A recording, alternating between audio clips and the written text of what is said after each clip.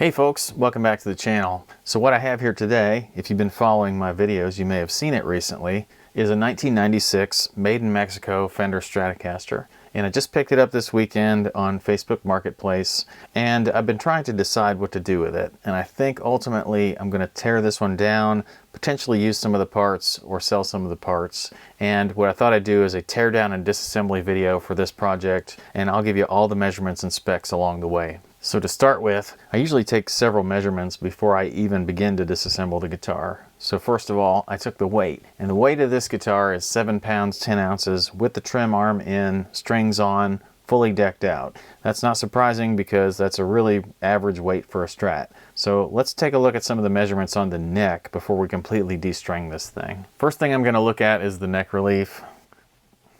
To measure neck relief, the first thing I'm going to want to do is take a note of the neck radius.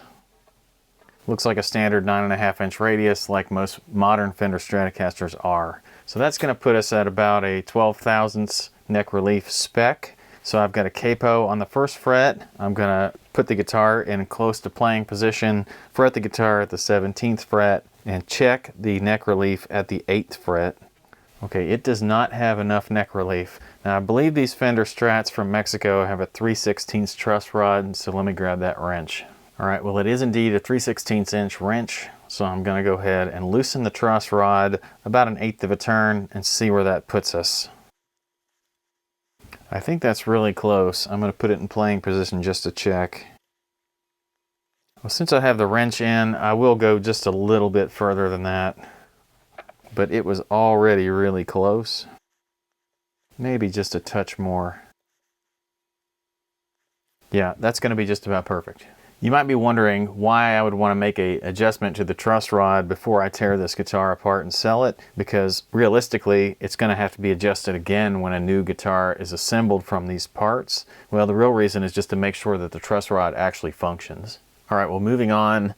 I would test the electronics, but I've already done that with this guitar in another video. But suffice to say that I have checked out each pickup individually. I've made sure that the tone pots function in all locations. There's no scratchiness in the pots, and there's no scratchiness in the switch, and the jack is tight and no need for adjustment there. So all the electronics work just fine, so I can actually go ahead and proceed with taking the strings off.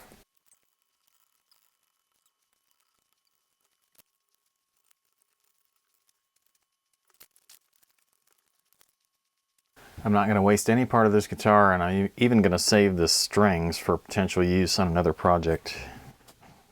So now I'll remove the trim arm, and I think we can go ahead and remove the neck.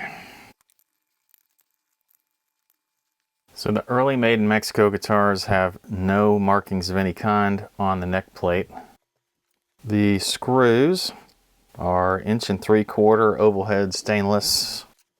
The neck itself has a pretty standard heel. This one does not have a date stamp, which is interesting.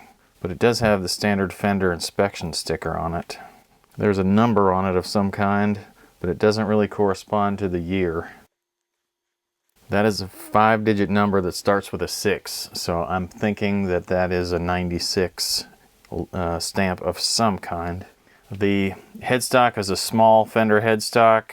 The serial number starts with MN6, indicating Mexico 96, and it has the standard Fender tuners that they still use to this day.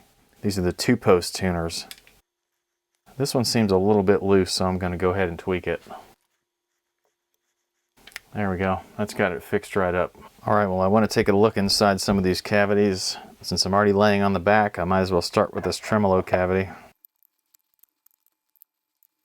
Alright, so the tremolo cavity cover is a single ply with a rectangular hole, and it has the offset center screws just like an American. The tremolo itself is a small block or thin block tremolo, and I believe that's the factory position of the springs. I'll take a look inside this pickguard cavity, and first I'm going to go ahead and remove the jack. The jack itself is a knockoff of a Switchcraft. It's about the same size as a Switchcraft, but it's not Switchcraft branded. There is no shielding of any kind inside the jack cavity. Someone's definitely been in here before, because these are not standard screws that were right next to the tremolo.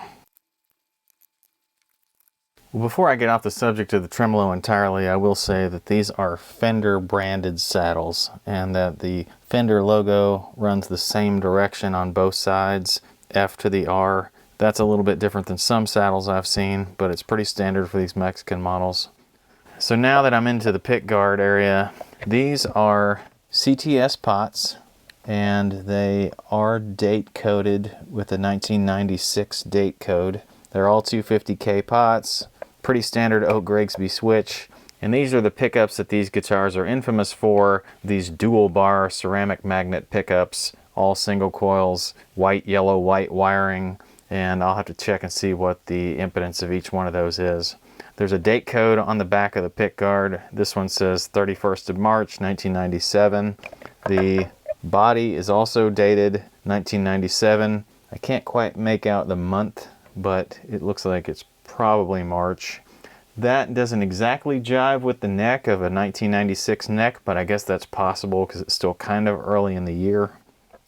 I don't see any evidence of shielding paint of any kind inside the cavity, although there is some discoloration of the paint, so it's possible that there's some shielding paint that's hiding underneath the regular paint. Other than that, it looks like this body is a pretty standard 90s Mexico body. It's got 3 locating holes, probably for a CNC machine, and it's got the locating hole here in the neck. As usual, there are a couple of extra holes that were used for some kind of a painting stick to mount the body onto a painting jig of some kind, and other than that, I don't see any extra holes in the body at all. There's not a hole for a grounding screw or anything like that. All of the wiring is pretty standard PVC coated wire. Let me see what the impedance on these pickups is. So the impedance on these pickups, it looks like the bridge is about 6.9. The middle one is 6.7. And the neck also 6.7. So the bridge just a little bit higher than the other two. The capacitor is a 0.022 microfarad capacitor. Pretty standard little chiclet style capacitor. Let's get a few measurements here on the pocket. The depth is almost exactly 3 inches, roughly 2 1/4. Let's get a little bit more exact measurement on the width. It's measuring about 2.22 inches with paint. And for the depth is about 0.0625 with paint. This body is what's known as a full thickness body, so it's got extra meat down here underneath the neck pocket, and it's very similar or almost exactly the same as an American Strat in that regard. The body itself is made of alder. The neck is definitely rosewood with a maple back and a skunk stripe. Let's get a quick measurement on this body in terms of thickness. Looks like 1.815 with paint, so that is 1.75 inches plus paint. The nut itself is 1.65 inches wide.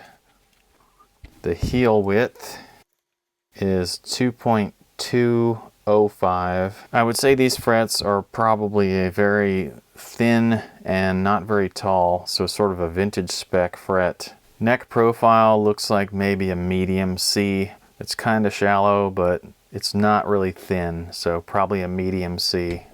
There's only a single string tree, and it's located directly above the Fender logo where it's servicing just the B and the E strings. The truss rod, like I said, was a 3/16 inch nut truss rod.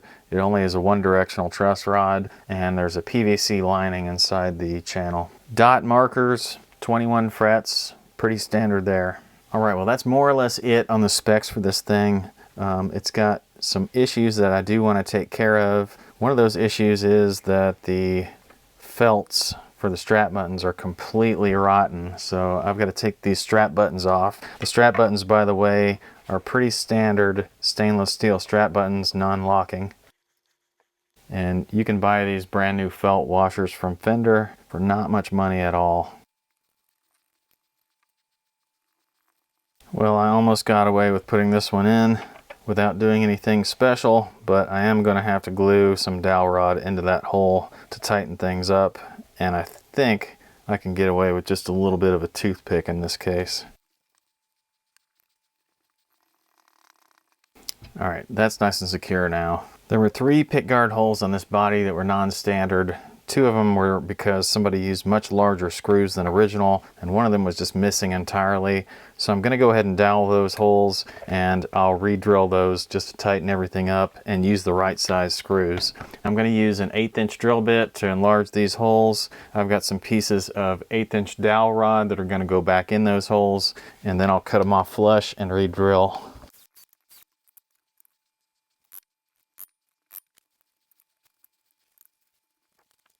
Now, unlike what I did with the strap button hole here, I will let those set up before I cut those off.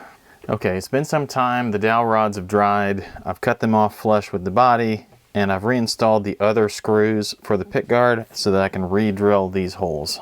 I'm going to start by center punching each one of the holes.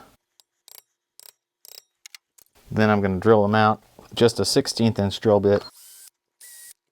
And then I'm going to reinstall the correct stainless screws. Much better. All right, well, I've got a little bit more reassembly to do. I'm going to put the screws back in the jack plate here. I'm going to put the back cover back on, and that'll keep the body parts all together. And I'll store the neck plate and screws with the neck. So that about wraps up this teardown and disassembly video. I hope you found the specs useful and maybe even some of the repair tips. I always appreciate when you guys like and comment on my videos. I really appreciate the subscriptions, and I'll see you guys next time. Thanks a lot.